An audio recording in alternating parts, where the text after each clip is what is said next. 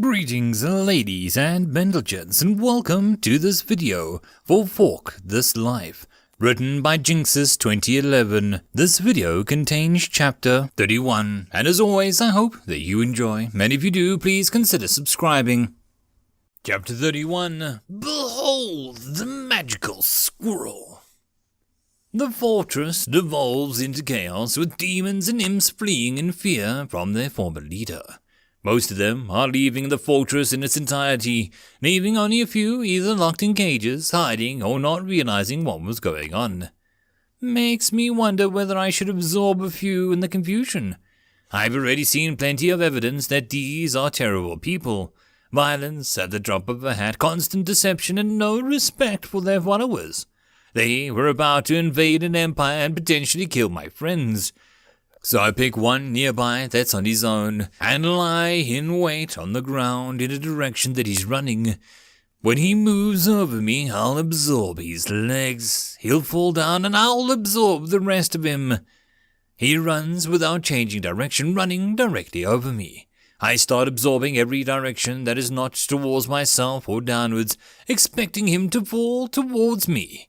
His legs do get absorbed, but before he can fall, I get pulled upwards, at quite a speed too. In less than a second I've absorbed the demon clean in half, and I'm hurtling in the air, whizzing in random directions.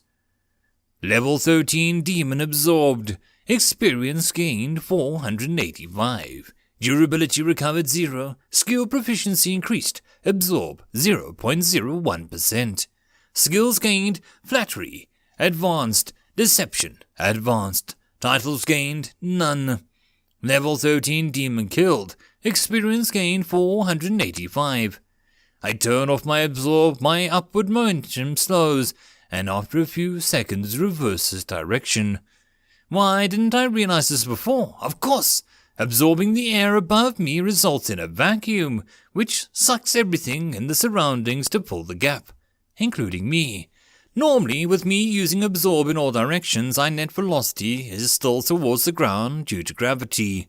But with me only using it upwards, it results in me getting sucked upwards. If I pair this with telekinesis, I'll probably be able to get absurd speeds without much effort at all.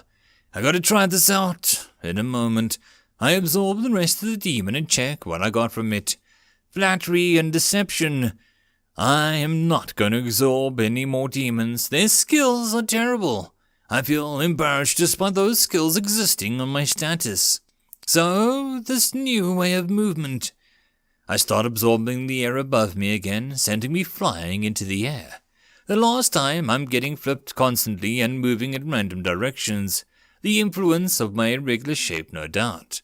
Maybe if I was more regular shape. Wait. With my mana regen decreased, can I sustain the cost of form manipulation anymore? After a few calculations, I determined that while I can no longer stay in any form indefinitely, I can stay in another form for almost 8 hours, so it barely matters anyway. Forming myself into a small disc with a little bit of thickness, my shape and assume is the best for omnidirectional movement. In an environment with gravity, I try again. This time there is only a little bit of wobble, something that I believe that I can learn to deal with until I raise the proficiency of form manipulation to the point that I can make a perfect shape. I shoot almost directly upwards at a great speed. I slowly tone down the speed of my absorption until I hang in the air, neither falling nor rising. As I sit there, the ground just visibly below me, I briefly consider going into space. Without the need to breathe, I have a body made out of quite a tough metal. I should be able to survive out there. Right. But then again, why should I? It's space. There's nothing there for me to see or do. Just emptiness. I suppose if I manage to regain proper sight someday, I might be an interesting thing to do. But for today, I think I'll stick to the intraplanetary flight. For a while, I spend my time getting used to this method of movement. Compared to telekinesis, movement via absorb-induced vacuums requires much more finesse. Moving with telekinesis is like holding yourself up with an invisible hand, completely straightforward. On the other hand, this is controlling myself by creating pools in various directions, and I have to be careful to manage it so that the pool is neither many times greater than I need it to be, nor too small. Still, after a few hours of practice, I managed to get a hang of the simple movement. You won't be seeing me doing a loop-de-loops, but I can at least change direction at will and somewhat reliably control my speed. After I've determined that I have an adequate control, I change back to my original form and resume using telekinesis to move. Using telekinesis allows me for low to medium speed indefinitely, while this new technique allows me to move at low to very high speeds for approximately 8 hours. I don't have anywhere to go, so I'm in no rush. Therefore, telekinesis. Deciding to check on the fortress one last time, I descend to the ground and travel back towards it. I find it nearly abandoned, with only the leader and a few frightened survivors still inhabiting it. The demon leader appears to have calmed down, as rather than killing his followers and destroying his fortress, he is sitting back in his room, head in hands. The fortress itself paints a sorry picture. Due to all the walls he destroyed, small sections of it have collapsed. He avoided only a few areas, judging by the trail of destruction. The fortress walls, his room, and the treasury. It looks like there was interesting things in there, but unfortunately they have no means of carrying or using them. So, seeing that all well and there's nothing left to do, I leave the place for the last time. Where did I come from? Where did I go? I pick a random direction, not the one when I ran from the magic, and start flying. Honestly, I have no idea what I'm doing. I'm in the middle of nowhere, without a clue if there's even anything in the direction I'm going, hoping that, against all odds, there's a clue of how to get back to Otwia somewhere. Almost feels like I'm 18 again, scrabbling to get a job with no clue what the fork I was going to do with my life. I often wondered if the people who designed Australian education system are stupid, because it puts so much emphasis on skills that you never use again, but never teaches you how to do things that you actually need to do to continue living on the continent. You know, things that you're legally obliged to do. Writing a resume, finding a job, taxes, voting. Nope. Knowing how to write essays about terribly boring books is obviously more important than all of that. It feels like you turn 18 and then everyone just assumes you know all of these things. How to manage a bank account, how to iron clothes, how to shave. Little but important things that people somehow think you already know, presumably by some form of psychoosmosis. Why am I getting so emotional? I don't even need to worry about any of that anymore. I suppose this bleak landscape just brings out the worst in me. It's not all empty, you know. There are the occasional buildings, although most of them are ruins. Plants too, although they are sparse and often hidden in cracks and the like. I've even seen a plant growing at the bottom of a pool of liquid that I'm now certain is lava. I saw a tiny, creepy insect fly over it, and its wings instantly disintegrate. How a plant can grow in a doubly impossible conditions of extreme heat and extremely heavy liquid rock, suffocating, is beyond me. But it's there, so it must be possible. Somehow. The first thing I see are the fields. Growing in them are strange plants. I've seen their likes a few times as I've travelled, but never paid much attention to them. Most of the fields are dedicated to growing a single type of plant. It has a long, thick stalk that widens at about waist height and forms a sort of inverted bell shape. The bell is hollow and filled with some sort of liquid. Not lava this time, I don't think. Demons roam these fields with ladles and buckets, collecting the liquid from these plants. In true Hull fashion, however, even these plants seem to be out to kill. Hidden under the upper lip of the bell is a wicked sharp teeth, and boy, are they effective. I see one demon get just a little lax when he dips his ladle in, and the next thing he knows, he's holding onto a worthless ladle as the plant swallows its head. The ladles are made of metal, I can only tell by the smoothness. Having lost his ladle, the demon curses and kicks the plant. which just lightly sways. Spitting into it, he trudges off towards the storehouse to fetch another ladle. The demons refer to these as jaw bulbs, the share of sort of love-hate relationship with them. They collect the liquid from the bulbs and drink it, but clearly nobody wants to be on collection duty. It also apparently tastes terrible. As I get close enough to see the city itself, I breathe a mental sigh of disappointment. I had hoped that this place might have some hint of civility, but no, it does not. It's exactly the same as the fortress, just a larger scale. Oh, there are guards, shops, houses, but instead of being disciplined upholders of the law, the guards taunt the workers as they pass by and demand payment every time they go through the gates, seemingly based on the amount solely on how much they dislike the worker in question. Rather than bargaining at the shops, demons threaten, cajole, bribe, or blackmail their way into cheaper deals. Guards often pop by to collect taxes, i.e. bribes, and mess up the shop if their reply isn't to their liking. I watch as a demon breaks into someone's home, murders the occupant, steals everything, and then casually slips a pouch of gold into the passing guard as he walks out. The guard accepts the money and continues on his way. The reigning group is no better. Talk amongst the town tells me that daggers in the night and poisoned food are so common that someone gets replaced every other day. It's hard to figure out the exacts though. The people seem to switch freely between English and another language that I'm not so familiar with. Nevertheless, without any better alternative, I set myself down outside the walls of the city and watch and listen. The world is actually called Hell, by the way.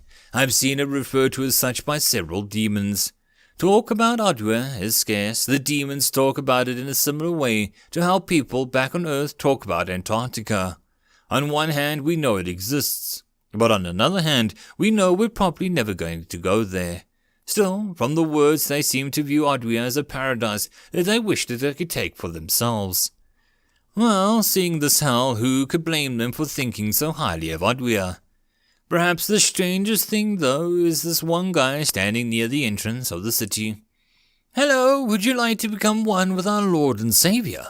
he asks to every passing demon, imp, and creature.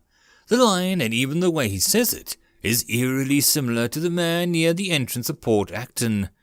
Unlike everyone else in the city, that particular demon is never bothered by anyone. In fact, the others give him a wide berth. Several days pass by my reckoning without so much as a peep from the portals or any other instant transportation between worlds. And to say that I'm sick of watching these demons is an understatement. A severe understatement. It's like they simply don't understand how to be kind, or even have common courtesy. Maybe they don't. Apart from the watching, I've spent the days laying inconspicuously on the ground, practicing either form manipulation or telekinesis in endless cycles of train, meditate, repeat. That, of course, has also been training meditation at the same time. Due to the location, I didn't want to do anything too showy with telekinesis, so I either tested my limits of my control by lifting motes of dust from the ground, or the limits of my psychic brawn by pushing against the city walls. Unsurprisingly, there hasn't made me so much as a mark on the walls. None of them has advanced the proficiency level, but they're increasing slowly. I wonder if I should wander around some more, try and find a different city. Maybe I'll have better luck somewhere else. And after a day of looking at the city, I quickly decide that I've had enough. I need a break from witnessing rampant murder, theft, slavery, and any other crime that you could care to name. So I lift off of the ground and leave without anyone knowing that I was there in the first place. As I'm leisurely flying on the surface of Hell, I come across a rather massive pool of lava. It's so large, in fact, that when I'm floating above the middle of it, I can't see the land in any direction. Just to be safe, I'm flying at a considerable height over the thing. I'm not going to risk it when I know neither the melting point of mithril nor the current temperature of the lava to compare. I highly doubt that I wouldn't melt if I fell into that stuff. The surface of the lava lake suddenly distorts and bulges upwards. Seeing this, I increase my altitude. It continues to bulge upwards in what would probably look like a massive bubble of lava from the outside, except, unlike a bubble, it's completely filled with lava. I increase my altitude. It continues to expand until it is upwards of 100 meters tall and about 20 meters wide. I increase my altitude quite a bit. Arms split off from the main trunk and reach down towards the lava, grabbing molten gob of it. That's it. Vacuum movement. Engage. A gob of mana flies through the air behind me as I speed up, quickly leaving the lake of lava and its inhabitant far behind. This place is not tourist-friendly. Later, after I've calmed down from the faint giant lava monster encounter, I am again flying slowly through the air. This would be pleasant if the landscape below me wasn't cracked, desolate, and filled with innumerable ways to die. From the thin air, mana appears and encapsulates me. Before I can react, it already dissipated. And I'm in another place in someone's hands. How? Who? Where? Why? No, this one looks fine. Clean. It raises me to its nose and sniffs. No stench of blood either. Finally, I get something that isn't a weapon. I should have known using fork as a condition was a bad idea, especially in hell. I say it not because it is an object or a non-gendered being, but because it's so, poofy. It's a little difficult to see, but that's, yeah, okay, should be a male. His bushy tail twitches and then he suddenly stands tall. Food! I'm not going to be able to get any food here. I'll have to summon it from another world again. The human-sized squirrel mutters to himself sadly. He's talking like he's not from hell, and as if he knows how to get there, maybe he knows how to leave too. Here we go again. I initiate a telepathic link with the squirrel. Hello? What? Dropping me, the long dagger appears in the squirrel's hands from nowhere. Someone's in my head. Who are you? Where are you? Since I'm asking, what are you? Well, calm down, please. I'm friendly. If you're friendly, then where are you? Accuses the squirrel. Well, nobody else I've seen in hell has been friendly, so I'm just taking precautions. I lie. I'm actually right next to his foot, but he doesn't need to know that yet. Oh, is that bad? I've heard about it, but then again, I've never met anyone who's actually been here before, so, he trails off. Then, why take the risk with me? You don't look like you're from around here. Neither am I, but I don't have a way to get back. I heard you talking and thought you might. I explained, seeing that he seems to be reasonable. Yes, no, kinda, he says uncertainly. If I've been to the world before, I can go back, but otherwise, it's up to luck. Which world are you from? Arduia. I hold my metaphorical breath. Arduia. Heard of it, heard of it. Who hasn't heard of it, he says rhetorically. Haven't been there, unfortunately. Still, we can try our luck. Wait, you're still willing to help me? You don't have something you wanted to do here? I ask in disbelief. Here? No, it's not like I said before. It's up to luck which world I go to. With my luck, it's a wonder that I haven't wound up in hell before now. He muses. This place is hot, and I doubt there's any good food or water, and the residents have a reputation of being violent and evil. Who would want to go there? I will have to wait until my mana regenerates, however. He continues grimly. We're both stuck here until then, so are you going to show yourself, or are we just going to keep talking awkwardly like this until we're ready to go? Yes, no, kinda. Seems like my luck is a little better than yours, see? I'm Gerald, the only living fork in existence, I say dryly. Living fork. Wait, fork! Oh! He exclaims, looking down at me. Yep, that's me. I lift myself off the ground and onto the table in front of us. He shakes his head in amazement. I knew that took way too much mana for it to be because it was a mithril. Right, introductions. I'm Drea, the Squirrel Beastman space-based randomizing summoning mage. That is a considerably long title, I note. It is, but I rarely use it. It's not a good idea to tell every person you meet your specialties, so I normally just go by Drea. Drea shrugs. Rather than that, I'm more interested in you. How do you see you here? Do anything? Unconventional skills, I explained.